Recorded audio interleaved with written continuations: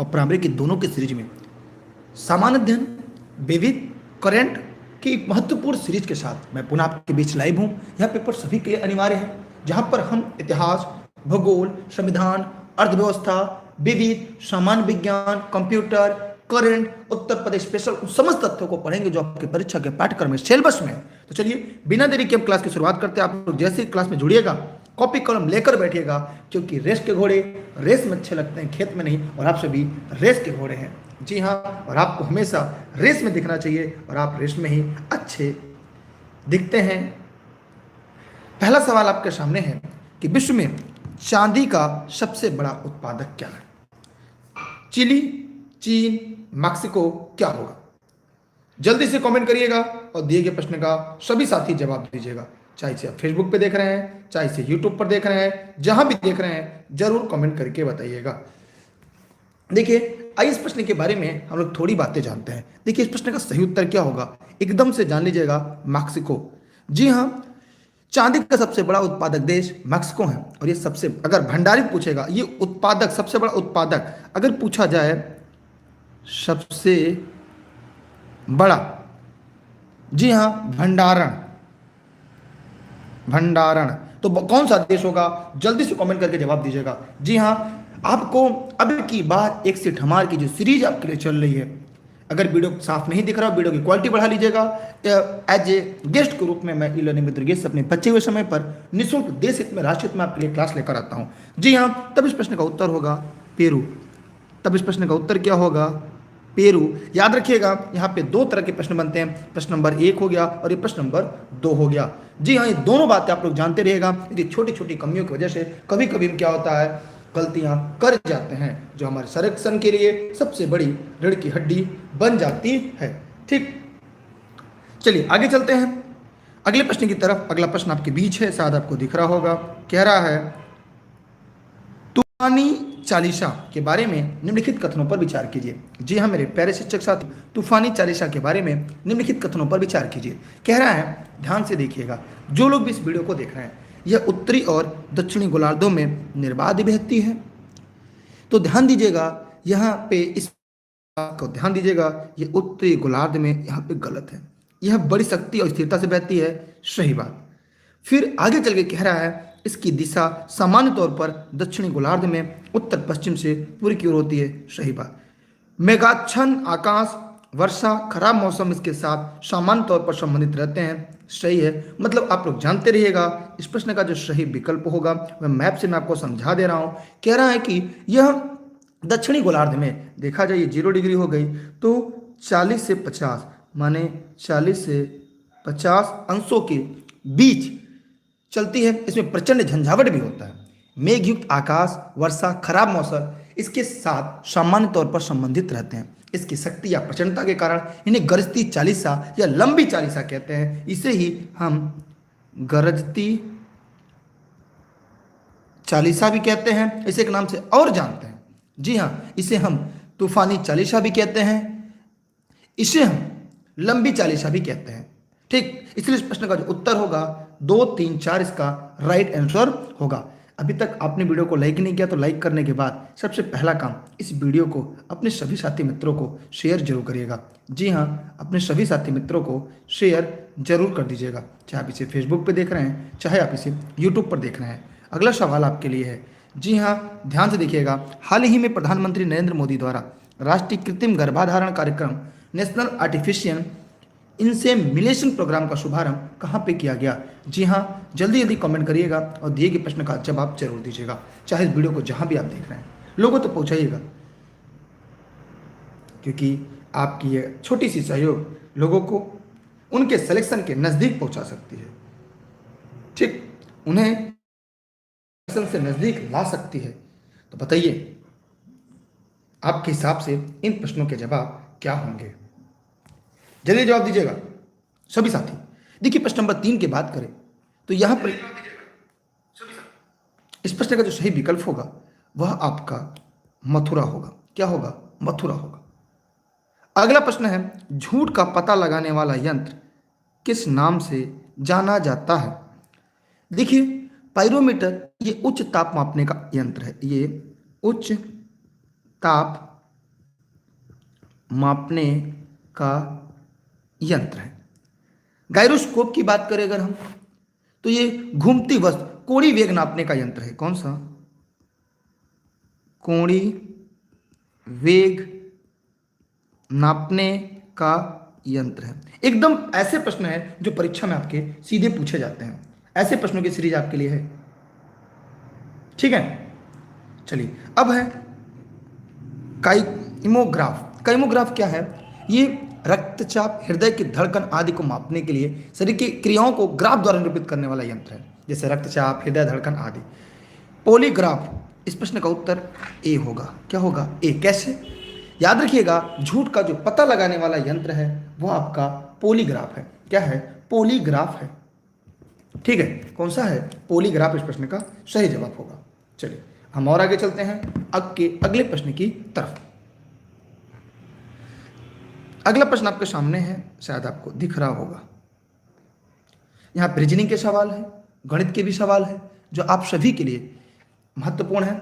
ठीक, कह रहा है एक कक्षा में कुछ बेंच हैं। यदि एक बेंच पर 4 विद्यार्थी बैठते हैं तब 3 बेंच खाली रह जाती है। यदि एक बेंच पर 3 छात्र बैठते हैं तब 3 छात्र कक्षा में खड़े रह जाते हैं। कक्षा में छात्रों की संख्या क्या है? देखिए, ये समीकरण से लगेगा, एक बेंच पर 4 विद्यार्थी बैठते हैं तब 3 बेंच खाली रह जाती है और 3 छात्र खड़े रह जाते हैं। देखिए यहाँ पे कैसे लगेगा, कह रहा है अगर विद्यार्थियों की संख्या अगर हमें निकालना है तो क्या करेंगे, a-3 गुणे 4 कर देंगे, समीकरण नंबर 1 बन जाएगा। दूसरा, एक बेंच पर 3 विद्यार्थी बैठने की व्यवस्था है, माने a गुणे 3 ऐसे 3, इक्वेशन नंबर 2 बन जाएगा। अब इन दोनों समीकरण से अगर आप तुलना करेंगे तो हमें क्या मिलेगा, आइए ध्यान से देखते हैं। ये हो जाएगा, यहाँ पर आपको मिल जाएगा 4a, ध्यान दीजिएगा 4a माइनस 12, नीचे मिल जाएगा 3a, नहीं तो आपका हो जाएगा कितना, 3 त्रिका 9a हो जाएगा, यहाँ पर 9a हो जाएगा। अब इन दोनों को तुलना करेंगे तो 4a माइनस 12 बराबर 3a, बराबर 3a प्लस 3 कर सकते हैं। 3, अच्छा यहाँ पे प्लस 3 होगा ना, रुक जाइए, यहाँ पर प्लस 3 होगा तो हो जाएगा आपका 3a प्लस 3। तो यहाँ पे क्या हो जाएगा, इसके हम लोग बराबर लिख लेते हैं 3, रुक जाइए, इसको हम पूरा अच्छे से साफ समझा के लिखते हैं। तब हमें यहाँ पे दोनों को क्वेश्चन इक्वेशन नंबर 1 और 2 को बराबर करेंगे तो यहाँ पे हमें मिल गया 4a माइनस 12 बराबर 3a प्लस 3 हो जाएगा। कह रहा है कि कक्षा में कुछ बेंच, यदि एक बेंच पर 4 विद्यार्थी बैठते हैं तब 3 बेंच खाली रह जाते हैं, 3 बैठते हैं तो खाली रह जाते हैं। ठीक, तो आपको ये हो गया। फिर इक्वेशन को अगर हम सॉल्व करेंगे तो बराबर क्या हो जाएगा, a बराबर 15, a बराबर क्या हो जाएगा 15। समीकरण 1 में छात्रों की संख्या रखेंगे, a बराबर 15 है तो 15 माइनस 3 गुणे 4, तो 12 गुणे 4 करेंगे तो आ जाएगा 48। इसका उत्तर क्या होगा, 48 इसका राइट आंसर होगा।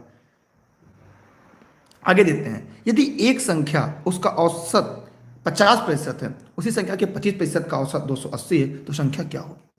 थोड़ा सा ये बड़ा सवाल लगेगा क्योंकि इसमें हमको हल करना होगा, हल तक हमें जाना पड़ेगा। तो अगर हम संख्या को यक्स मान लेते हैं, ठीक है, तो यक्स का 50%, तो यक्स का 50%, ठीक, फिर कह रहा है एक्स का 50% प्लस यक्स का 25%, औसत कह रहा है कुल पदों को योग बटे कुल पदों की संख्या। कह रहा है कि उस संख्या से, तो वह संख्या क्या होगी, यक्स। कुल कितने पद होंगे, 1 2 3 पद, तो हो गए 3, तो तीनों का क्या हो जाएगा, यहाँ पे निकल जाएगा एवरेज माने औसत। अब देखिए कैसे हल होगा, 50 1 का 50, 50 दूना 100 माने यक्स बटे 2 प्लस ये 25 1 का 25, 25 का 100 माने यक्स बटे 4 प्लस यक्स बटे 3। इसको हल करेंगे तो ए बराबर क्या है, यहाँ औसत दिया है 280, तो औसत क्या लिख देंगे हम, 280, क्या हो जाएगा 280। अब इसको हल करेंगे, जब हम लोग हल करेंगे तो हमें क्या प्राप्त होगा, तो यहाँ पे ये 4 एलसीएम होगा, तो हम यहाँ पे इसको इधर हल करते हैं, यहाँ पे हमारा 4 एलसीएम हो जाएगा, तो हो जाएगा 2x फिर यक्स प्लस 4x ना, पूरे के बट्टे 4 है, 3 है, तो 3 इधर बट्टे में उधर गुणे में कर देंगे तो अगर हम इधर गुणे में कर देंगे तो सीधा हो जाएगा 280 गुणे 3। इसको हल करेंगे तो हो जाएगा 7x/4 बराबर 280 गुणे 3। तो यहाँ पर हम x की वैल्यू निकालेंगे, ये 7 से 7 चौक 28 40, तो 4 चौक 16 3 48, तो x बराबर 480। अतः संख्या क्या होगी? 480।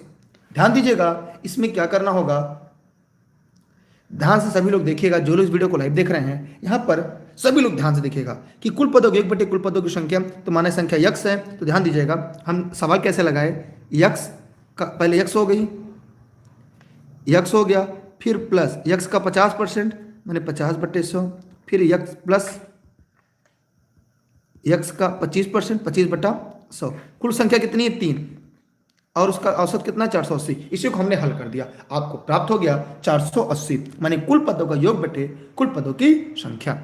ऊपर कह रहा है एक कक्षा में कुछ बेंच है, एक कक्षा में कुछ बेंच है, माना बेंच x है, तो एक बेंच पर 4 विद्यार्थी बैठने की व्यवस्था है, तो विद्यार्थियों की संख्या क्या होगी? माने a-3 गुणे 4 कर देंगे, तो एक बेंच पर 3 विद्यार्थी बैठने की स्थिति में विद्यार्थियों की संख्या फिर क्या हो जाएगी? 1 गुणे 3 प्लस 3। इस प्रकार समीकरण 1 और 2 को बराबर करते हैं, फिर हमें x की वैल्यू 48 निकलती है। चाहे तो आप इसकी स्क्रीनशॉट कर लें, अगर वीडियो साफ नहीं दिख रहा है तो वीडियो की क्वालिटी आप लोग बढ़ा लीजिएगा।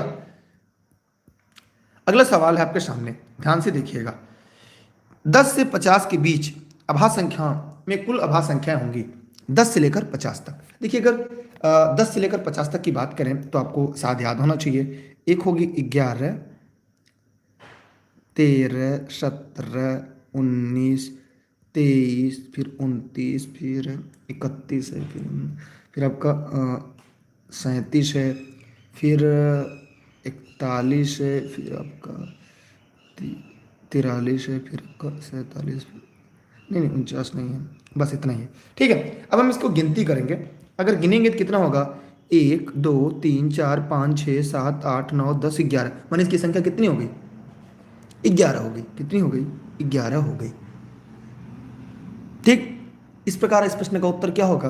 11 इसका राइट आंसर है। अगर आपने इस प्रश्न का उत्तर 11 बताया है, इसका मतलब आपके प्रश्न के जवाब भी पूरी तरह से सही है।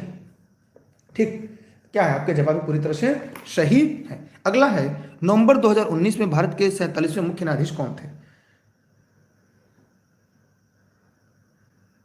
बताइए, नवंबर 2019 से भारत के 47वें मुख्य न्यायाधीश कौन थे? जल्दी से कमेंट कर बताइएगा। देखिए अगर आप इसकी बात करें हम, तो ध्यान से देखिएगा कि नवंबर 2019 में शरद अरविंद बोबड़े, सर एस अरविंद बोबड़े, ये 47वें न्यायाधीश थे। ठीक, चलिए हम आगे चलते हैं अगले प्रश्न की तरफ। भारतीय विशिष्ट पहचान प्राधिकरण UIDA के नए सहयोग ग्रुप में किसे नियुक्त किया गया?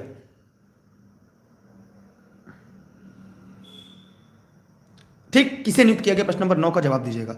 देखिए 22 अक्टूबर की घटना है, 22 अक्टूबर 2019 केंद्रीय मंत्रिमंडल की नियुक्ति समिति ने पंकज कुमार को, ठीक, पंकज कुमार को क्या किया है? कमेंट कर बताइएगा सभी लोग। पंकज कुमार को भारतीय UIDA माने भारतीय विशिष्ट पहचान प्राधिकरण का मुख्य कार्यकारी अधिकारी CEO नियुक्त किया।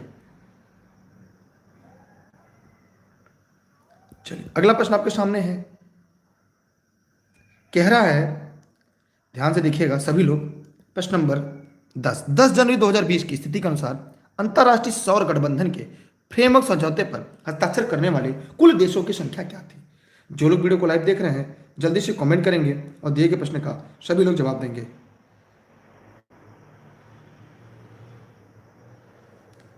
सभी लोग फटाफट कमेंट जरूर करेंगे, चाहे आप इसे फेसबुक पे देख रहे हैं, चाहे आप इसे यूट्यूब पर देख रहे हैं, जहां भी देख रहे हैं कमेंट जरूर करिएगा, जल्दी कमेंट करके आप सब। देखिए इस प्रश्न का उत्तर क्या है? अंतरराष्ट्रीय सौर संगठन, जिसे हम ISA कहते हैं। ठीक,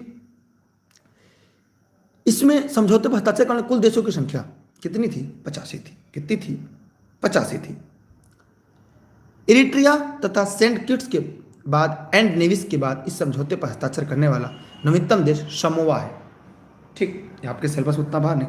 गल्फ स्ट्रीम क्या है? ये आपके सिलेबस में है। सभी लोग वीडियो को शेयर कर दीजिए यार। अगर आप इसे फेसबुक पे देख रहे हैं, यूट्यूब पे देख रहे हैं, पैसे नहीं लगेंगे आपके, बस लोगों तक पहुंचा दीजिए। कर भला तो हो भला, ठीक, कर भला तो हो भला। बताइए गल्फ स्ट्रीम क्या है? सभी लोग कमेंट जरूर करिएगा कि गल्फ स्ट्रीम क्या है। तो हमने देखा यह फ्लोरिडा की धारा है ना। देखिए इस प्रश्न का उत्तर क्या होगा, एकदम ध्यान से आप लोग देखिएगा।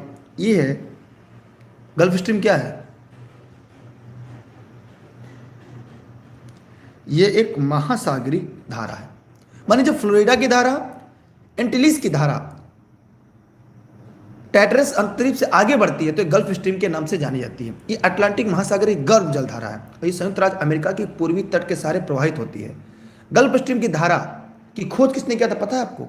जुआन पोंस डी लियोन ने। लिखना चाहे लिख लीजिएगा, एकदम इंपॉर्टेंट है। जी हाँ, जुआन पोंस डी लियोन ने किया था। ये गर्म जलधारा है 1513 में। 1513 में कैसी है? गर्म जलधारा किसकी? अटलांटिक महासागर की है। ठीक है, इसलिए प्रश्न का उत्तर क्या होगा? बी आपका सही जवाब होगा, 20 का राइट आंसर होगा। तो जिन साथियों ने इस प्रश्न का उत्तर बताया है उन सभी का जवाब सही है। ठीक, अगला एकदम ध्यान से देखिएगा, प्रश्न नंबर 12। ये अकॉर्डिंग टू सिलेबस है, आपके परीक्षा वाला सिलेबस है। अगर आप इसी वीडियो को जहां भी देख रहे हैं वीडियो को शेयर कर दीजिए, लोगों तक पहुंचा दीजिए। कई बार मुझे कहना पड़ता है लेकिन आप लोग, कोई बात नहीं, खैर चलिए कोई बात नहीं, आप नहीं समझेंगे न इस बात को सुनेंगे। कह रहा है कि उत्तर दक्षिण गलियारे पर निम्नलिखित नगरों की क्रम व्यवस्थित करते हुए नीचे दिखे गए कूट का चयन करना है। तो ये जल्दी से कमेंट करके दिए गए प्रश्न का जवाब दीजिए। बताइए जल्दी से सभी लोग। और आप लोग अभी तक लाइक तक नहीं किए, पैसे कटेंगे क्या आपके? पैसे नहीं कटते। अगर आपको लगता होगा कि पैसे कट रहे होंगे ना, पैसे नहीं कटते। चलिए इसके बारे में बात करते हैं। उत्तर गलियारे स्थित प्रश्नगत नगरों का उत्तर दक्षिण की ओर क्रम इस प्रकार है। कहां से? उत्तर से दक्षिण, माने नॉर्थ टू साउथ। तो सबसे उत्तर में देखें यहाँ पर क्या होगा? यहाँ पे पहले नंबर पे आगरा उत्तर में है। आगरा के नीचे अगर हम चलेंगे, अगर हम इसे मैप में देखें,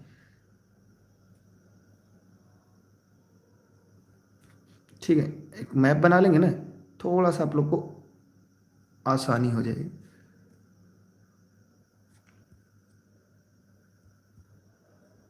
एक मिनट रुकिएगा, मैप बना लूंगा ना, तो आप लोग को समझने में काफ़ी राहत हो जाएगी। ठीक, ये हमारा भारत हो गया। उत्तर से दक्षिण की तरफ बात करें, माने नॉर्थ टू साउथ, माने उत्तर से दक्षिण।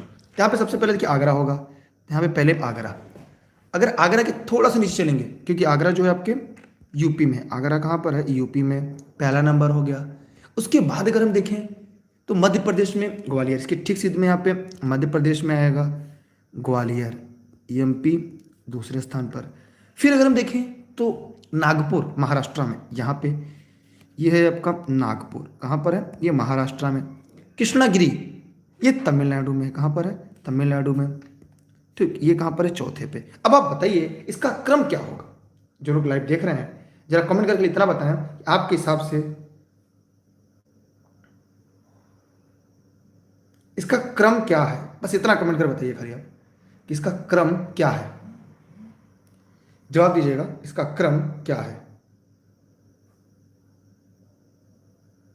बताइए जल्दी कमेंट करके। अब तो समझ में आ गया होगा क्रम क्या है। हाँ, 12 नंबर प्रश्न का इसका सही जवाब होगा। क्लियर? ये परीक्षा वाले प्रश्न है, अगर आपको सिलेक्शन लेना ऐसे प्रश्न आप लोग को पढ़ना है। बाकी जो आपने राम कहानी पढ़ी उससे कोई मतलब नहीं, ये सारे ऐसे ही सिलेक्शन वाले प्रश्न हैं जो आपके प्रेजेंट ऑफ माइंड, आपके ज्ञान से जुड़े हुए प्रश्न पूछे जाएंगे।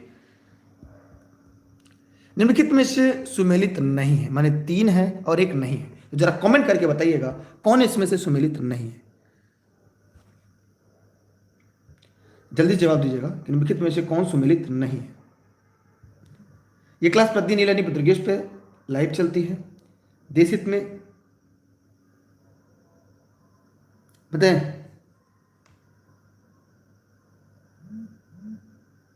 बताइए।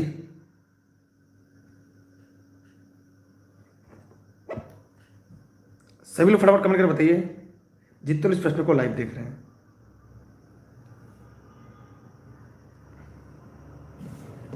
चलिए, आइए इस प्रश्न के बारे में हम लोग जानते हैं। इस प्रश्न का सही उत्तर क्या होगा। यहां पर बीना Madhya Pradesh BPCL, Tatipaka Andhra Pradesh ONGC, Digboi Assam IOCL, लेकिन कोयली गुजरात एचपीसीएल नहीं होगा। कोयली गुजरात जो है ये IOCL है। ये अक्टूबर 1965 में बना था, अक्टूबर 1965 में। ठीक, कहाँ पर है ये? गुजरात। तो ये गलत है, वही सही है। मैंने इस प्रश्न का उत्तर क्या होगा?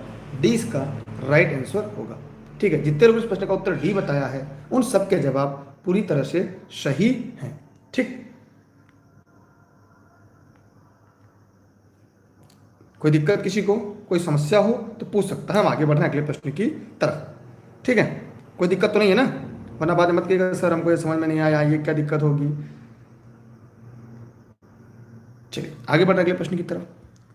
अगला है प्रश्न नंबर 14।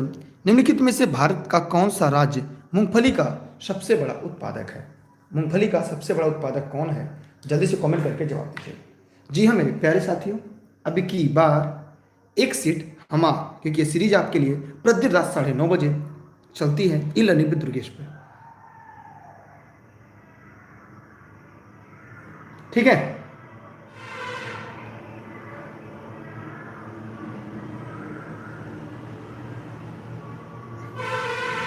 जल्दी से कमेंट कर बताइएगा आप सभी साथी, चाहे से फेसबुक पे देख रहे हैं, चाहे से यूट्यूब पर देख रहे हैं, जहां भी देख रहे हैं। देखिए इस प्रश्न का अगर सही विकल्प की हम बात करें, सही विकल्प कौन सा होगा प्रश्न नंबर 14 का, तो ध्यान से देखिएगा। यहां पे गुजरात होगा। सबसे बड़ा उत्पादक क्या है? गुजरात है। ठीक है, दूसरे स्थान पर राजस्थान है, पहले पे गुजरात है और दूसरे पर आपका राजस्थान है। ठीक, ध्वनि का वेग अधिकतम होगा। 15 नंबर प्रश्न बहुत ही आसान है, आप लोग थोड़ा सा दिमाग लगाएंगे तो इसका प्रश्न का जवाब जरूर दे लेंगे।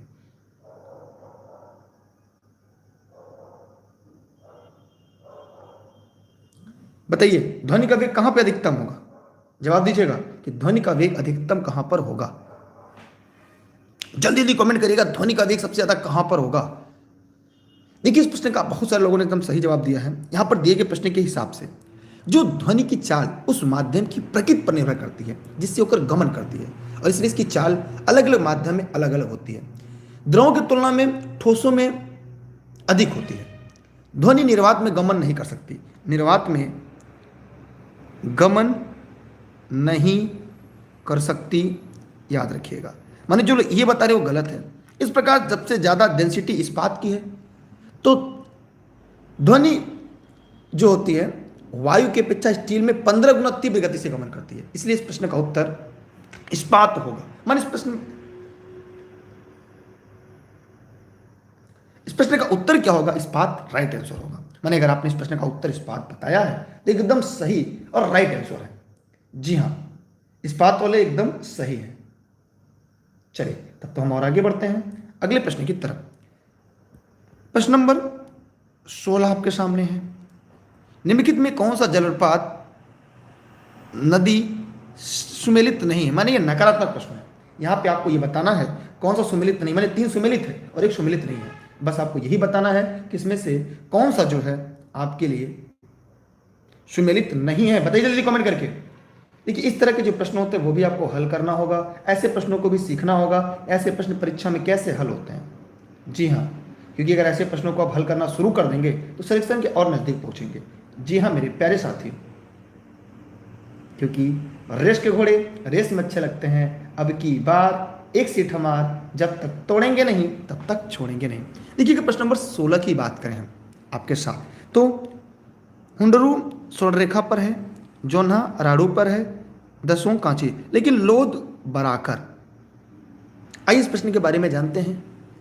लोध जलप्रपात झारखंड के कहां पर है? ये लोध कहां पर है? ये झारखंड। झारखंड। ये बरार नदी पर नहीं है, ये बूढ़ा नदी पर है। किस नदी पर है? बूढ़ा नदी पर है। इसे बूढ़ा घाघ जलप्रपात कहते हैं। ये झारखंड का सबसे ऊंचा जलप्रपात है। ये क्या है, इसे ध्यान दीजिएगा, इसका एक नाम और है, बूढ़ा घाघ जलप्रपात। बूढ़ा बूढ़ा घाघ जल प्रपात, ये झारखंड का सबसे ऊंचा, ये झारखंड का सबसे ऊंचा जलप्रपात है। यहाँ पे यह बात आप लोग को जानना होगा। एक प्रश्न आपका ये भी तैयार हो गया कि सबसे ऊंचा क्या है, यही है। ठीक, चलिए फिर हम और आगे चलते हैं। ठीक, चलिए क्षेत्रफल क्रम में भारत के 3 बड़े राज्य बताइए। क्षेत्रफल के क्रम में भारत के 3 बड़े राज्य आपको बताना है।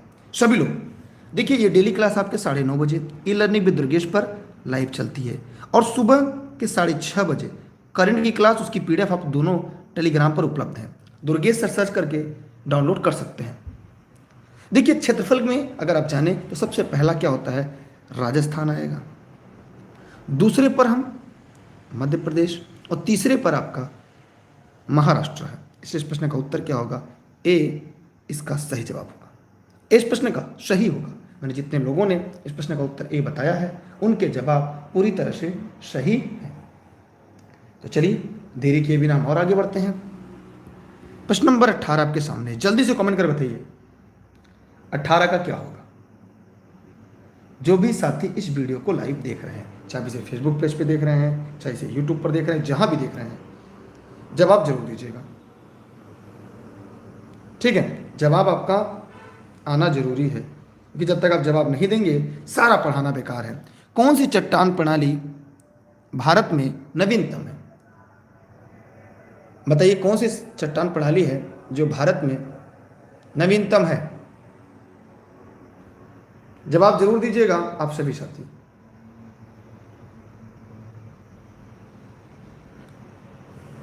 बताइए जल्दी कमेंट करके।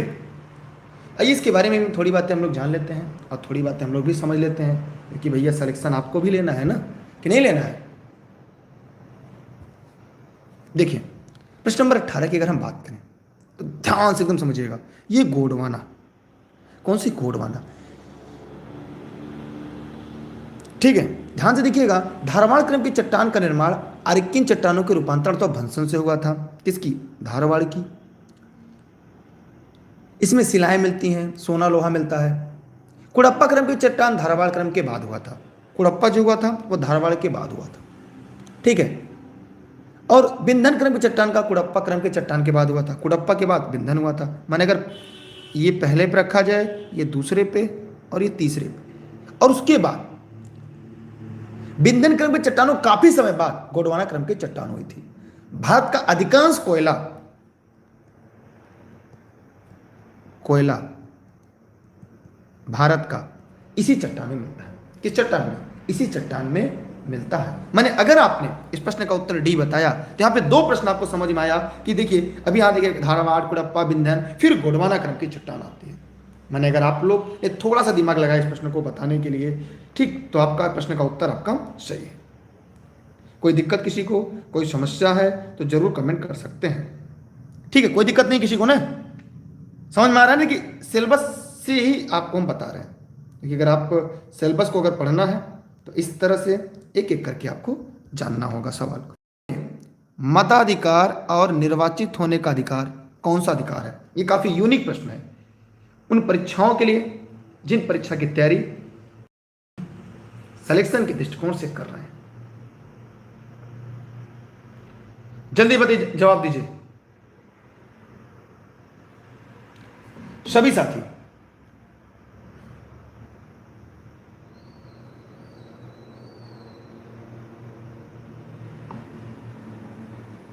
बताइए सभी लोग।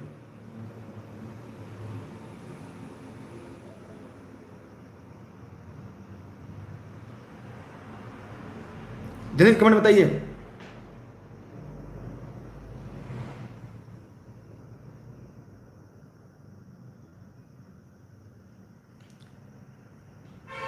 सभी लोग फटाफट कमेंट कर बताइएगा।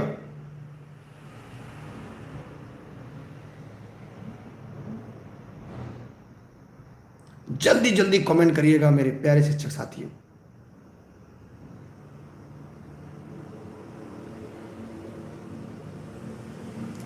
देखिए प्रश्न नंबर 19 का जवाब आपको ध्यान से देखना होगा, मैं इसकी पूरी डिटेल आपको बता रहा हूं, सभी लोग ध्यान से देखिएगा,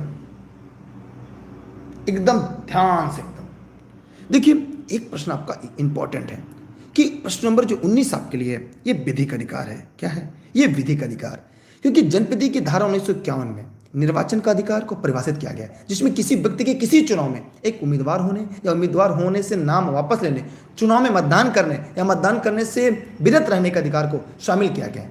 फिर यहाँ पे ज्योति बसु एवं अन्य में देवी घोषाल के बाद में सर्वोच्च न्यायालय ने निर्वाचित होने के अधिकार को विधिक अधिकार के रूप में घोषित किया है। किसके? विधिक अधिकार के रूप में घोषित किया गया है। ठीक है, सर्वोच्च न्यायालय द्वारा मताधिकार को विधिक या वैधानिक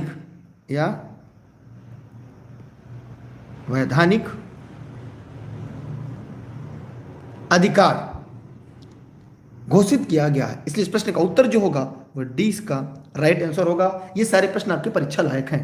अगला है, इसकी स्क्रीनशॉट कर लीजिएगा, प्रश्न नंबर 20। देख रहे हैं कूट वाले प्रश्न है, मैंने आजकल जैसा ट्रेंड चला है उसी ट्रेंड के हिसाब से आपके सामने प्रश्न है। जैसा ट्रेंड चला है सेम उसी ट्रेंड के आधार पर है। ठीक है, जो लोग लाइव देख रहे हैं ध्यान देंगे आप लोग। मैंने आपसे पहले बताया ट्रेंडिंग वाले प्रश्न है कि पूरे। यहां पर अगर आप लोग ध्यान से देखेंगे तो पता चलेगा किसी राज्य में राष्ट्रपति शासन उद्घोषणा के निम्नलिखित में से कौन सा परिणाम होना आवश्यक नहीं है। यह नकारात्मक प्रश्न है। अगर आपने पूरे प्रश्न को ध्यान से नहीं पढ़ा तो फिर आप गलती कर सकते हैं, आपसे गलती हो सकती है। इस बात का आप लोग को जानना जरूरी है। ठीक है ना?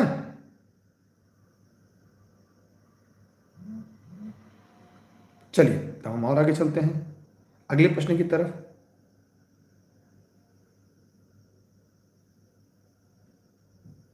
जवाब जल्दी जल्दी देते रहिएगा, जहां भी देख रहे हैं आप इसे, चाहे फेसबुक पे चाहे यूट्यूब पर, जहां भी। देखिए ध्यान से देखिएगा, प्रश्न नंबर 20 बहुत ही इंपॉर्टेंट है आपके लिए। देखिए राज्य का विधानसभा का विघटन, स्थानीय निकायों का विघटन, यहां पे पूछ रहा कौन सा परिणाम का होना आवश्यक नहीं है। जल्दी से कमेंट कर बताइए। फिर राज्य की मंत्रिपरिषद का हटाना क्या होगा आपके हिसाब से? देखिए इस प्रश्न को हम थोड़ा व्याख्या करेंगे। जो भारतीय संविधान के अनुच्छेद 356 है, यहां पर राष्ट्रपति शासन की बात की गई है। माने संवैधानिक तंत्र, राज्यों के संवैधानिक तंत्र विफल हो जाने पर, संवैधानिक तंत्र जो है इसके विफल हो जाने पर राष्ट्रपति द्वारा राज्यों में राष्ट्रपति शासन लगाई जाती है। और राष्ट्रपति शासन लागू होने में राष्ट्रपति राज्य सरकार की शक्तियों को अपने हाथ में ले लेता है, वहीं मुख्यमंत्री के नेतृत्व वाली मंत्रिपरिषद को भंग कर देता है। राष्ट्रपति के प्रतिनिधि के रूप में राज्यपाल राज्य सचिव की सहायता से राज्य का प्रशासन चलाता है। इसके अलावा राष्ट्रपति राज्य विधानसभा को विघटित अथवा निलंबित कर सकता है, विघटित या निलंबित कर सकता है, ध्यान दीजिएगा। ठीक, ये कर सकता है, फिर मतलब कर सकता है। दूसरा, स्थानीय निकायों का विघटन राष्ट्रपति शासन घोषणा का कोई परिणाम नहीं होगा। माने हालांकि आवश्यक नहीं है, यह आवश्यक नहीं है, इसलिए यह आवश्यक नहीं है और यह भी आवश्यक नहीं है। इसका मतलब जो गलत है वही, लेकिन मंत्रिपरिषद भंग हो जाती है। ठीक है, इसलिए इस प्रश्न का उत्तर केवल 1 और 3 होगा। क्या होगा? 1 और 3 इस प्रश्न का सही जवाब होगा। इसका क्या होगा? 1 और 3 इस प्रश्न का राइट आंसर होगा। तो जिन साथियों ने इस प्रश्न का उत्तर 1 और 3 दिया है उनके जवाब पूरी तरह से सही। हम आगे बढ़ रहे हैं अगले प्रश्न की तरफ। अगला प्रश्न है, यदि किसी राज्य की विधानसभा का अध्यक्ष स्पीकर पद त्याग पत्र देना चाहे तो अपना त्यागपत्र किसे देगा? वह अपना त्यागपत्र किसे देगा? जल्दी से कमेंट कर बताइए कि वह अपना त्यागपत्र किसे देगा।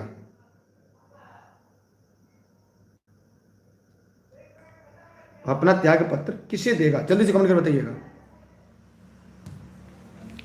सभी लोग, चाहे इसे फेसबुक पे देख रहे हैं चाहे व्हाट्सएप पे देख रहे हैं, जहां भी देख रहे हैं जवाब जरूर दीजिएगा। देखिए प्रश्न नंबर 21 भी थोड़ा सा आसान है। संविधान के अनुच्छेद 179 में इसका वर्णन किया गया है।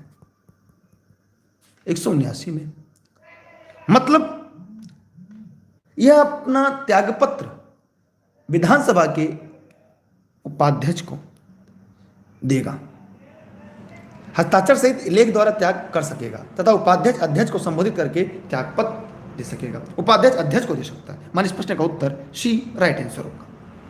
ठीक है, अब और आगे देखते हैं हम लोग, थोड़ा सा ध्यान यहां पे और हम लोग लगाते हैं। जो लोग इस वीडियो को देख रहे हैं बताइए जल्दी से, कौन संसद के दोनों सदनों की संयुक्त अध्यक्षता करेगा? देखिए, राष्ट्रपति संविधान का अनुच्छेद 108 के तहत दोनों सदनों की संयुक्त अधिवेशन बुला सकता है, लेकिन भारतीय संविधान के अनुसार दोनों सदनों की संयुक्त बैठक की अध्यक्षता कौन करता है? लोकसभा अध्यक्ष करता है। राष्ट्रपति दोनों सदनों की संयुक्त अधिवेशन अनुच्छेद 108 के तहत बुलाता है। ठीक है, ध्यान दीजिएगा कि अध्यक्ष की अनुपस्थिति में बैठक लोकसभा उपाध्यक्ष पीठासीन होगा। वह भी अनुपस्थित है तो राज्यसभा का उपसभापति अध्यक्ष होगा। यदि वह भी अनुपस्थित है तो ऐसा व्यक्ति पीठासीन होगा जो बैठक में उपस्थित सदस्यों द्वारा तय किया जाएगा। यह एक क्रम भी है, इसलिए इस प्रश्न का उत्तर क्या होगा? लोकसभा का अध्यक्ष। यह आप लोग जानते रहेगा।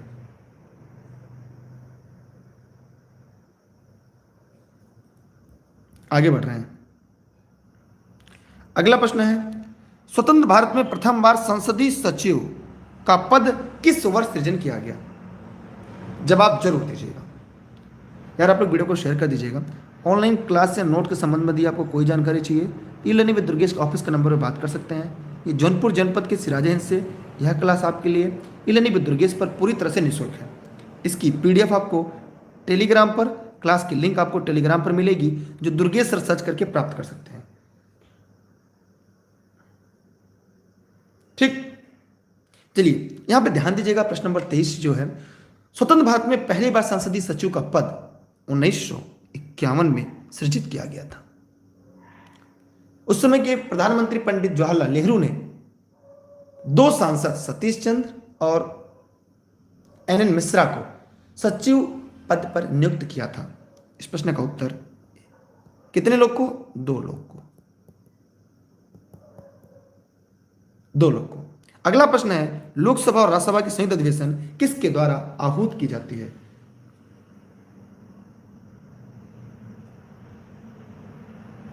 किसके द्वारा आहूत की जाती है? जल्दी से कमेंट कर बताइएगा।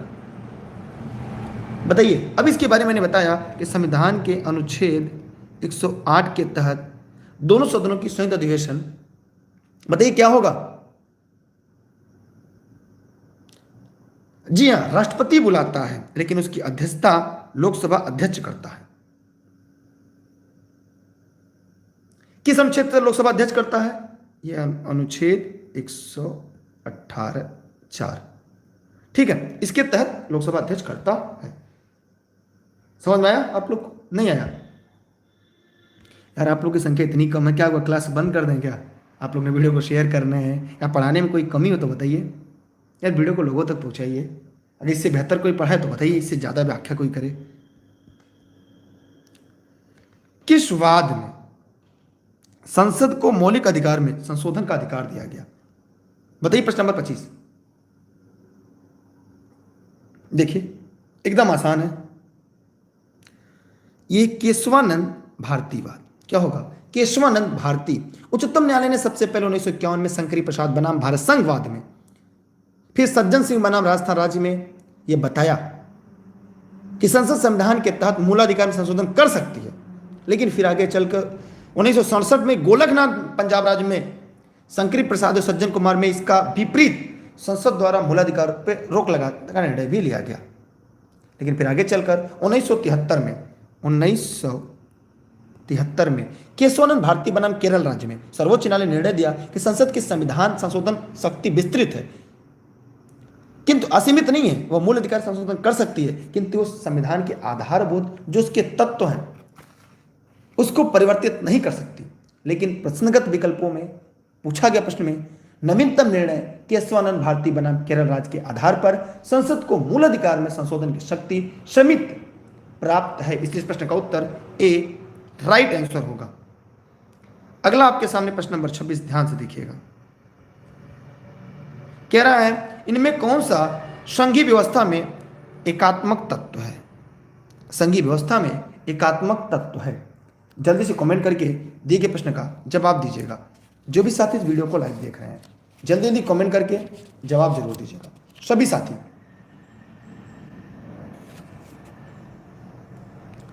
जल्दी जवाब दीजिएगा, सभी लोग जल्दी जल्दी जवाब दीजिएगा सभी साथी। देखिए, राज्यपाल की नियुक्ति और राज्यसभा में असमान प्रतिनिधि और अखिल भारतीय सेवा, यहाँ पे एकात्मक तत्व है। भारतीय संविधान के अनुच्छेद 1 में भारत का अगर यहाँ पे देखा जाए उल्लेख राज्यों के संघ के रूप में किया गया है। भारतीय संघीय व्यवस्था में एकात्मक लक्षण देखें तो केंद्र सरकार सशक्त है, एकल नागरिकता है, ठीक, केंद्र द्वारा राज्यपाल की नियुक्ति है, अखिल भारतीय सेवा में राज्यसभा में असमान प्रतिनिधित्व, आपातकालीन प्रावधान। तो भारतीय संविधान द्वारा एकात्मक की ओर झुकाव संघीय व्यवस्था स्थापित कर दी है। इसलिए इस प्रश्न का उत्तर 2, 3, 5 2, 3, 5 ये होगा। अगला है आपको मिलान करना है। मैं उम्मीद करता हूं आप सभी लोग मिलान कर लेंगे। अनुच्छेद 14 का संबंध किससे है? ये मूलाधिकार है, समानता का अधिकार। अनुच्छेद 36, जहां पे कोई अनुच्छेद शुरुआत होता है तो वहां पर उसकी परिभाषा होती है, ठीक है। जूनियर प्राइमरी दोनों के लिए महत्वपूर्ण है। अगर अनुच्छेद 36 की बात करें तो ये क्या होगा? नीति निर्देशक तत्व होगा। अगर हम 74 की बात करें तब संघीय मंत्रिपरिषद संशोधन की प्रक्रिया। एकदम आसान विकल्प था। मुझे लगता है कोई भी यहाँ पे जितने लोग लाइव देख रहे हैं, यहाँ पे इस प्रश्न का जवाब किसी का भी गलत नहीं हुआ होगा। क्या कोई ऐसा भी है जिसका गलत हुआ हो? कोई नहीं है जिसका गलत हुआ हो, ठीक। अगला है, यहां पर मिलान करना है आपको, तो जल्दी से मिलान कर बताइए, जल्दी जल्दी मिलान कर बताइए आप लोग, सभी लोग। देखिए, भजन शपोरी कश्मीर के सूफिया घराना से संबंधित वादक थे। बिरजू महाराज ये बिदादीन घराना लखनऊ से थे, ठीक। ये बिदादीन घराना लखनऊ से थे। ये कथक के प्रसिद्ध नर्तक भी थे। प्रियदर्शनी गोविंद की अगर हम बात करें तो भरतनाट्यम के एक तरह से नृत्यांगना है। टीबी ये मृदंगम के महाकलाकार हैं। तो बचा क्या? भजन सुपारी संतूर के उत्कृष्ट कलाकार है। बस ये हो गया आपका। तो आप ऐसे प्रश्नों को हल कर सकते हैं, ऐसे प्रश्नों को हल करके तरीका जान सकते हैं, ठीक है। किसी कोई दिक्कत कोई समस्या हो तो जरूर कमेंट करें। अगला प्रश्न आपके सामने है, शायद आपको दिख रहा होगा। कृतज्ञ हैकाथॉन की योजना किसके द्वारा बनाई गई? देखिए, इस प्रश्न का जवाब क्या होगा? बताइए जल्दी से कमेंट करके, बताइए जल्दी से कमेंट करके, जल्दी से कमेंट कर बताइए सभी लोग। चलिए आइए देखते हैं हम लोग। यह होगा भारतीय कृषि अनुसंधान परिषद। राष्ट्रीय कृषि उच्च आयोग ने कृतज्ञ नामक हैकाथॉन योजना बनाई। यह हैकाथॉन महिलाओं के अनुकूल उपकरण पर विशेष ध्यान देने के साथ किसी क्षेत्र में मशीनीकरण को बढ़ावा देने के लिए एक संभावित प्रौद्योगिकी समाधान आयोजित किया गया, ठीक। निम्नलिखित में कौन सा शब्द आधुनिक ग्रैंड सोलर न्यूनतम से संबंधित होगा? यह है 2019 70% की तुलना में 2020 में सूर्य की 71% कोई सनस्पॉट नहीं था। मतलब सनस्पॉट की संख्या सीधे और तौर पर गतिविधि के लिए अनुपातिक है। अधिक सनस्पॉट का मतलब अधिक सौर गतिविधि है। घटती हुई सौर गतिविधि अवधि के आधुनिक ग्रैंड सोलर न्यूनतम के रूप में जाना जाता है, जो वर्ष 2020 से 2053 तक चलेगी, ठीक। मतलब नासा के अनुसार ग्लोबल वार्मिंग का प्रभाव ग्रैंड सोलर न्यूनतम कारण होने वाले ठंडक से 6 गुना अधिक रहेगा। प्रश्न नंबर 31 आपके सामने है। F1 बेल्जियम जो ग्रांड प्रीमियम 2020 किसने जीता? जवाब दीजिएगा।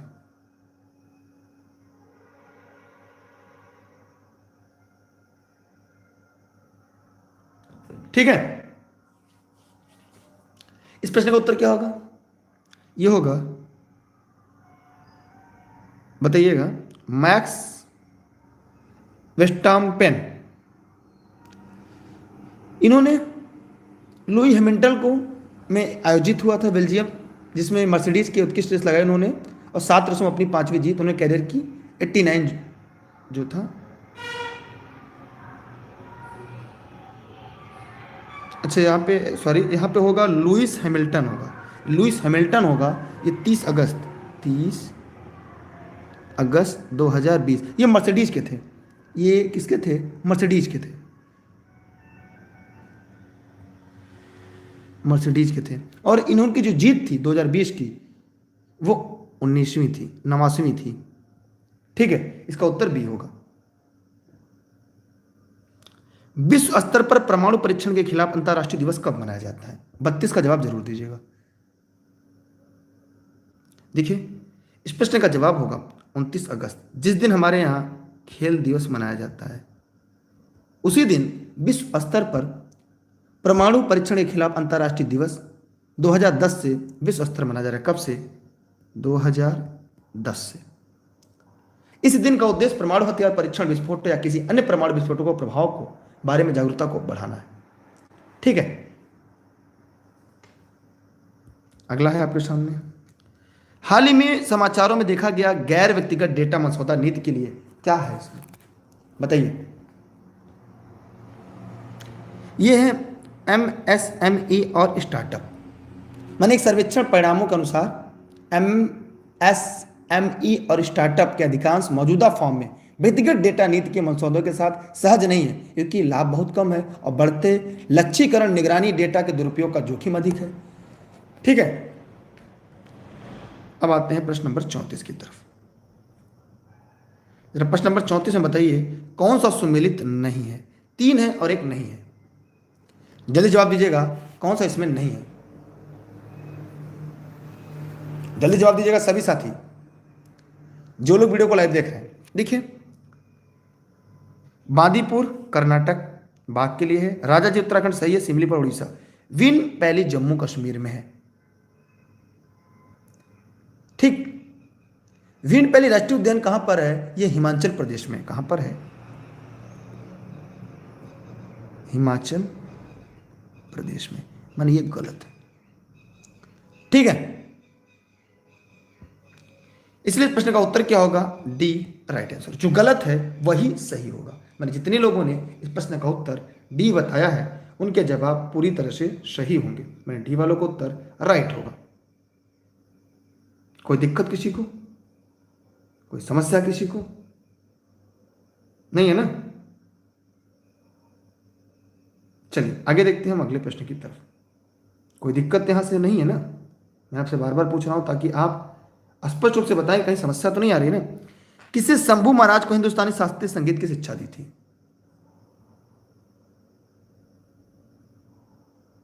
बताइए जल्दी से कमेंट करके, जो भी वीडियो को लाइव देख रहे हैं।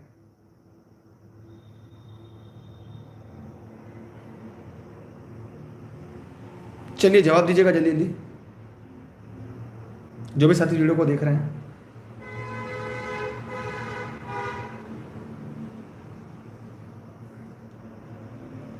जल्दी जल्दी कमेंट करिएगा सभी साथी। चलिए यहां पे ध्यान दीजिएगा, प्रश्न नंबर जो 35 है आपका। शंभू महाराज लखनऊ घराने के कथक नृत्य के कलाकार थे। किसके? कथक नृत्य के कलाकार थे। इनके पिता कालका प्रसाद महाराज, चाचा बिंदादीन, बड़े भाई अच्छन थे, लच्छू महाराज थे जिन्होंने नृत्य की शिक्षा दी थी। ठीक है, इन्होंने उस्ताद रहीमुद्दीन खान से हिंदुस्तानी शास्त्रीय संगीत की शिक्षा ग्रहण की थी। किससे? रहीमुद्दीन खान से शास्त्रीय संगीत की शिक्षा ग्रहण की थी। मतलब इस प्रश्न का उत्तर बी राइट आंसर होगा।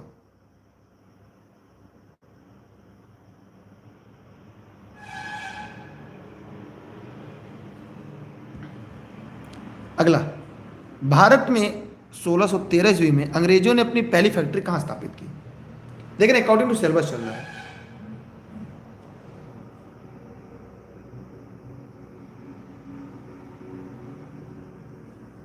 भारत में 1613 में अंग्रेजों ने अपनी पहली फैक्ट्री कहां स्थापित की थी? जवाब जरूर दीजिएगा, चाहे वीडियो को जहां देख रहे हैं।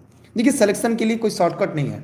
आपको क्लास थोड़ी सी लंबी लगेगी लेकिन अगर आपको सिलेक्शन लेना है तो अंत तक बने रहना होगा। इसका उत्तर तो सबको पता है कि सर सूरत में लगी थी, लेकिन इसके बारे में जानना, विलियम हॉकिंस सूरत के मुगल दरबार में पहुंचा। कहाँ पे? सूरत के मुगल दरबार में कब पहुंचा? 1608 में पहुंचा। कौन? हॉकिंस। कौन पहुंचा? हॉकिंस। और वहां पर फैक्ट्री लगाने की अनुमति उसने मांगी और सफल नहीं हो सकी। फिर 1611 में पुर्तगाली के विरोध में कैप्टन मिल्टन सूरत के समीप स्वाली पहुंचा और मुगल गवर्नर से व्यापार करने की अनुमति पाने में सफल हो गया। कैप्टन थॉमस बेस्ट सूरत के बंदरगाह की विजय ने पुर्तगाली एकाधिकार को भंग कर दिया। फिर अंग्रेजों ने सूरत को 1613 में अस्थायी रूप से फैक्ट्री स्थापित की। यहीं से अंग्रेज अपने व्यापार को देश के दूसरे भाग में फैलाए और फिर उन्होंने अहमदाबाद, अजमेर, आगरा, अन्य जगह फैक्ट्रियां बनाना शुरू की। इस प्रश्न का उत्तर क्या होगा? डी इसका राइट आंसर होगा। डी इस प्रश्न का सही जवाब होगा। ठीक है, डी इसका क्या होगा? सही जवाब होगा। किस आंदोलन में गांधी जी ने प्रत्यक्ष रूप से भाग नहीं लिया?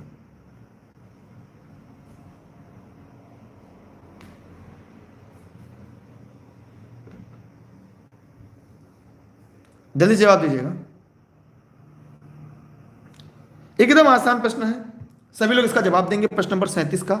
जितने लोग वीडियो को लाइव देख रहे हैं, सभी साथी फेसबुक पे, यूट्यूब पे, जहां जहां देख रहे हैं, जवाब दीजिए सभी लोग। देखिए, राजकोट में लिया था, खेड़ा में लिया था, असहयोग में, लेकिन वाइकोम सत्याग्रह में नहीं लिया था। खेड़ा, राजकोट सत्याग्रह, असहयोग में गांधी जी लिए थे। ठीक है, कोई दिक्कत? चलिए, याद रखिएगा, इस प्रश्न का उत्तर सी होगा। ऐसे प्रश्न परीक्षा वाले हैं आपके।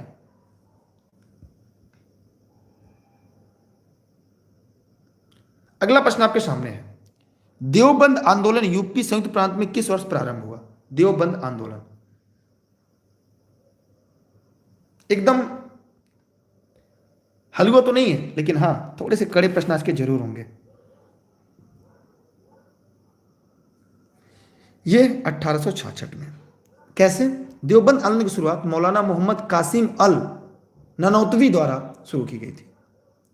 दारुल उलूम की स्थापना के साथ हुई थी। ठीक है, 1857 के विद्रोह के निम्नलिखित कौन संबंधित नहीं था? मैंने नकारात्मक प्रश्न है, 3 थे और 1 नहीं थे। आपको यही जवाब देना है कौन इसमें से नहीं था, क्योंकि अब की बार 1 सीट हमारा। यह क्लास प्रतिदिन रात 9:30 बजे ई लर्निंग विद दुर्गेश पर लाइव चलती है। जूनियर शिक्षक, प्राइमरी शिक्षक भर्ती के लिए एकदम क्लास निःशुल्क आपके लिए प्रतिदिन, और सुबह 6:30 पर करंट क्लास आपके लिए लाइव चलती है। देखिए, आइए इस प्रश्न के बारे में हम लोग थोड़ी बातें और जानते हैं, थोड़ी बातें और प्रयास करते हैं। उधम सिंह, बेजरत हजरत महल, कुंवर सिंह, यहां पर एक बात याद रखना है, उधम सिंह इससे संबंधित नहीं थे। कैसे? ये पंजाबी क्रांतिकारी थे और जलियांवाला बाग का हत्याकांड लेने के लिए ये डायर को लंदन में जाकर उसको 1940 में हत्या की। जनरल डायर को 1940 में लंदन जाकर उसकी हत्या कर दी। उन्हें गिरफ्तार करके मृत्युदंड भी दिया गया। मौलवी अब्दुल्ला, ये फैजाबाद से थे, ये फैजाबाद से थे। 1857 क्रांति, ये फैजाबाद से थे। ठीक है, उधम सिंह ये जलियांवाला बाग हत्याकांड का बदला लेने के लिए जनरल डायर को लंदन में जाकर 1940 में मारते, बाद में मृत्युदंड भी सजा मिलती है। प्रश्न नंबर 40, जियातंग रंग आंदोलन कहां से प्रारंभ हुआ? बताइए। देखिए, ध्यान दीजिएगा, सविनय अवज्ञा आंदोलन के दौरान मणिपुर की एक जनजाति थी जो सक्रिय भागीदारी निभाई। इन्हें गैंड नेल्यू ने किया। इसे जिया तरंग या जेलियांग आंदोलन कहा जाता है। इस प्रश्न का उत्तर क्या होगा? सी इसका राइट आंसर होगा। सी इस प्रश्न का सही जवाब होगा। सविनय अवज्ञा आंदोलन के दौरान मणिपुर की जनजातियों ने भी सक्रिय भागीदारी यहां पर दिखाई थी। प्रश्न नंबर 41 आपके सामने है। ट्रेड यूनियन आंदोलन क्रांतिकारी चरण समय क्या था? थोड़ा सा कड़े प्रश्न है, इसलिए और जल्दी आपके लिए इसकी क्लास उपलब्ध हो जाएगी। सभी लोग टेलीग्राम पर दुर्गेश सर सर्च करके ई लर्निंग विद दुर्गेश से जरूर जुड़े हैं। Facebook page, Instagram, Twitter, YouTube, e learning with Yogesh. Telegram पे सभी क्लास की लिंक और पीडीएफ आपको मिलती रहेगी। ट्रेड यूनियन आंदोलन के क्रांतिकारी चरण का समय 26 से 39 तक था, 1926 से 39 तक था। इसमें मुजफ्फर अहमद, शौकत उस्मानी ट्रेड यूनियन के प्रमुख नेता थे। अगर हम 42 की बात करते हैं, किस मुगल शासक ने भारत में ऑटोमन युद्ध पद्धति को अपनाया? ऑटोमन युद्ध पद्धति को अपनाया था। जवाब जरूर दीजिएगा।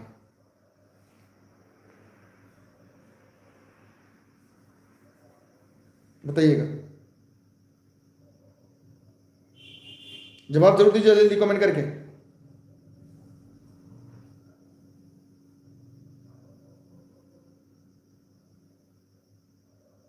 बताइए,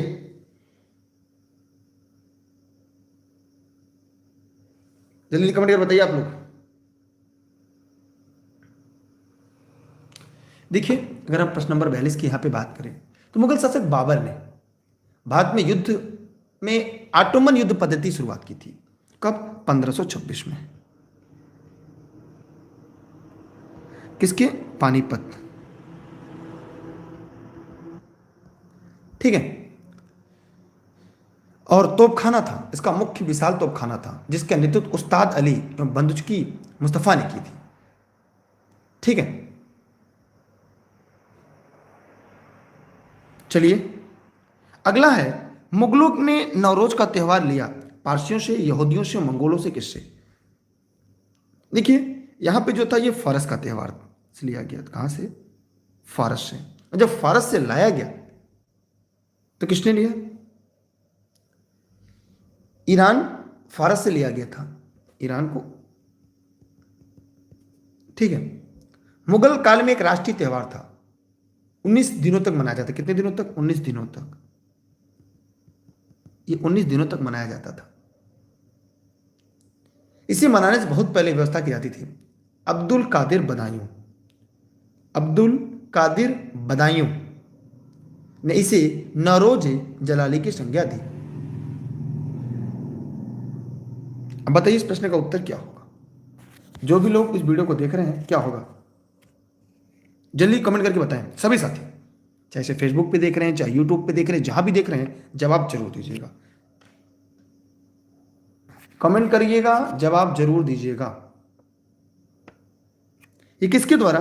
ये पारसियों के द्वारा। किसके द्वारा? पारसियों के द्वारा। ठीक है, एक छोटा सा रीजनिंग का सवाल है। कह रहा है शीला जो है ये मीना से बड़ी है। हम देखते हैं, शीला जो है ये मीना से बड़ी है।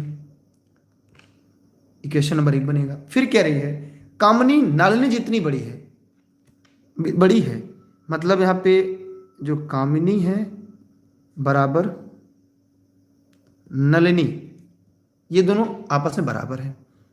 नीतू सिंधु से छोटी है, जो नीलनी के बराबर है। माने जो सिंधु है वह नीतू से तो बड़ी है, लेकिन सिंधु से ये नलिनी के बराबर है। अब लास्ट में कह रहा है कि मीना कामनी से बड़ी है। जो मीना है वो कामनी से बड़ी है। जरा आप बताइए सबसे बड़ी कौन है? बताइए जल्दी से, सबसे बड़ी कौन है? सबसे बड़ी कौन है? जल्दी से कमेंट कर बताइएगा, जो भी साथी वीडियो को लाइव देख रहे हैं। देखिए मीना से बड़ी कामनी है, कामनी से बड़ी नाली, सिंधी के बराबर है, तो यहां पर क्या होगा? शीला। शीला इसमें सबसे बड़ी है। दिए गए प्रश्न में उत्तर क्या होगा? शीला इसमें सबसे बड़ी है। जितने लोगों ने इस प्रश्न का उत्तर शीला बताया है उनके जवाब पूरी तरह से सही है। ठीक है, चलिए आगे बढ़ते हैं अगले प्रश्न की तरफ। अगला यहाँ पे एक चित्र दिया गया है। यहां आपको यह बताना है निम्नलिखित में कौन से उस क्षेत्र को दर्शाती है जो ग्रेजुएट स्वरोजगार महिलाएं नहीं है। माने नकारात्मक प्रश्न है, तो जरा जवाब जरूर दीजिएगा आप लोग।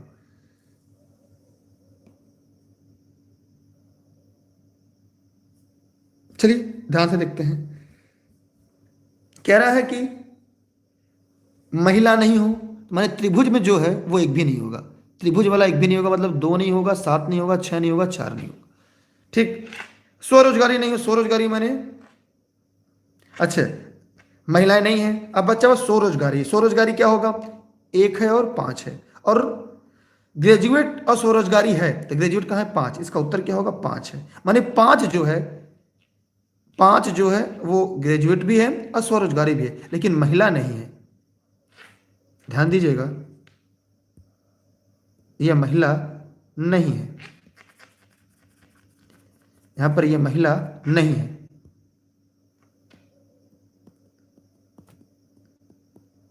इसका उत्तर क्या होगा? डी होगा। क्या होगा? डी इसका सही जवाब होगा। ठीक है, कोई दिक्कत किसी को? चलिए आगे बढ़ते हैं अगले प्रश्न की तरफ। यार आप वीडियो को शेयर कर दीजिए। यहाँ पे कथन दिया गया 46, आप लोग ध्यान से देख रहे हैं, एकदम ध्यान से देखिएगा। प्रत्येक मंत्री विद्यार्थी होता है। यहाँ कह रहा है ये प्रत्येक मंत्री है, फिर कह रहा है प्रत्येक मंत्री विद्यार्थी है। प्रत्येक विद्यार्थी अनुभवहीन होता है।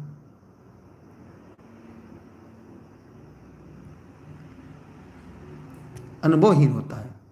अब कह रहे प्रत्येक मंत्री अनुभवहीन होता है और प्रत्येक अनुभवहीन विद्यार्थी होते हैं। मतलब यहां पर ए और बी दोनों निकलते हैं। इसका मतलब इसका उत्तर सी होगा। प्रत्येक मंत्री अनुभवहीन होता है, जैसा कि उसके अंदर है, और कुछ अनुभवहीन विद्यार्थी होते हैं।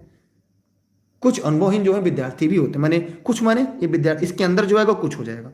मतलब इसका उत्तर क्या होगा? सी राइट आंसर होगा। ठीक है, समझ में आया सबको? अगला है आपके सामने। सभी लोग जरा फटाफट कमेंट करेंगे। ये क्लास आपको डेली 9:30 बजे लेने में दुर्गेश पर होती है। और आप सभी ऑनलाइन क्लास से नोट के संबंध में अगर कोई जानकारी चाहिए, इस नंबर पर व्हाट्सएप करके जानकारी ले सकते हैं।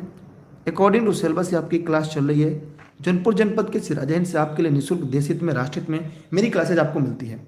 सुबह 6:30 बजे करंट की क्लास है, डेली 2020 नैनो मैगजीन, और शाम के 9:30 बजे आपकी शिक्षक भर्ती जूनियर और प्राइमरी की 50 अंकों की सीरीज लाइव चलती है। उसके अलावा अन्य सीरीज की लिंक आपको टेलीग्राम पर मिलती रहेगी। मैटेरियल प्रोटोकॉल निम्न में से किसके रक्षण से संबंधित है? इंपॉर्टेंट है। ये ओजोन परत के संरक्षण से, किससे है? ओजोन परत के संरक्षण से है। ठीक है, ये वियना में एक प्रोटोकॉल था। ये 16 सितंबर 1987 को, कब? 16 सितंबर 1987 को, इसमें सीएफसी को प्रयोग को कम करना था। सीएफसी के प्रयोग को कम करना, ये प्रभावी होता है 2 साल बाद 1989 में। प्रश्न नंबर 48 देखिएगा, निम्नलिखित में से कौन सी एक हरित गैस नहीं है? माने क्लोरोफ्लोरोकार्बन नहीं है। देखिए मीथेन CH4 है, इसे मार्स गैस कहते हैं। ठीक। क्लोरोफ्लोरोकार्बन CFC है, CO2 है, लेकिन ऑक्सीजन O2 नहीं है। मैंने इस प्रश्न का उत्तर ए होगा। क्या होगा? ए इसका सही जवाब होगा। अगला सवाल है आपके सामने। एक घास स्थलीय पारिस्थितिकी तंत्र के खाद्य श्रृंखला में विभिन्न घटकों का सही क्रम है। इसका जवाब आप देंगे, इस प्रश्न का जवाब हम नहीं देंगे, क्योंकि भाई सिलेक्शन आपको लेना है। जवाब आप लोग जरूर दीजिएगा।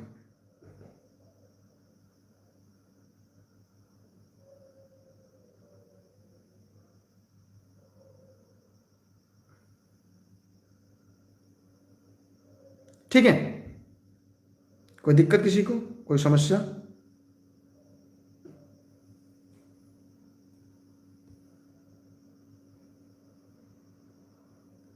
चलिए ध्यान से एकदम देखिएगा। 49 आपके लिए काफी महत्वपूर्ण है। पहले जो घास है, इस घास को टिड्डा खाता है, घास को टिड्डा खाता है, और टिड्डे को, घास को टिड्डा, टिड्डे को मेढक, मेढक को सांप। ठीक, तो हो जाएगा उत्पादक, ये है प्राथमिक, ये है द्वितीयक, ये है तृतीयक। ये उपभोक्ता हो गए तीनों, ये उत्पादक हो गया। इसलिए प्रश्न का उत्तर क्या होगा? ए होगा। क्या होगा? ए इसका सही जवाब है। ठीक,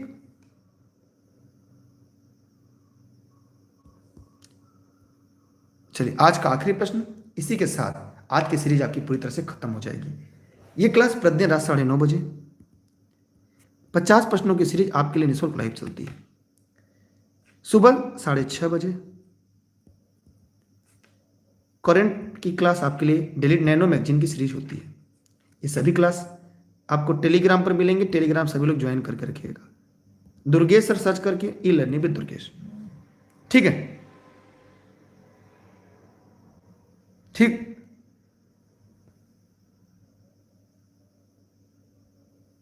चलिए किसी को दिक्कत को समस्या कमेंट करके पूछ सकता है। चलिए ध्यान से देखते हैं। ऑनलाइन क्लास या नोट संबंध में अगर कोई जानकारी चाहिए तो आप इस नंबर पर व्हाट्सएप करके जानकारी ले सकते हैं। ये जौनपुर जनपद के सिराजा हिंद से आपके लिए क्लास निःशुल्क लाइव चलती है, देश हित में राष्ट्र हित में। नंबर 50 आपको बताना है, उत्तर प्रदेश में प्रथम लोकायुक्त की बात कर रहा है। प्रथम लोकायुक्त विश्वभर दयाल थे। कौन थे? विश्वभर दयाल थे। ये 1977 से 82 तक थे। ठीक, मुर्तजा द्वितीय थे। मुर्तजा क्या थे? ये पहले थे और ये दूसरे थे। ठीक है जी, गोयल जो जी तीसरे थे। चलिए इस तरह आप लोग ई लर्निंग विद दुर्गेश पे जुड़े रहिएगा। इस वीडियो को अपने सभी साथी मित्रों को शेयर जरूर करिएगा, चाहे इस वीडियो को फेसबुक पे, चाहे यूट्यूब पे, जहां भी देखते हैं। ये क्लास प्रतिदिन चलती है, कोई भी दिन ऐसा नहीं हो जिस दिन क्लास ना चले। ठीक है, तो वीडियो को शेयर जरूर करिएगा। ठीक, बहुत बहुत धन्यवाद। जय हिंद, जय भारत। लगे रहिएगा, क्योंकि रेस के घोड़े रेस में अच्छे लगते हैं, खेत में नहीं। और आप सभी रेस के घोड़े, ईश्वर करे आप लोग इसी तरह आगे बढ़ते रहें। और अब की बार एक सीट हमार की सीरीज लगे रहें, जब तक तोड़ेंगे नहीं तब तक छोड़ेंगे नहीं। बाय बाय, जय हिंद, जय भारत, वंदे मातरम। ठीक है,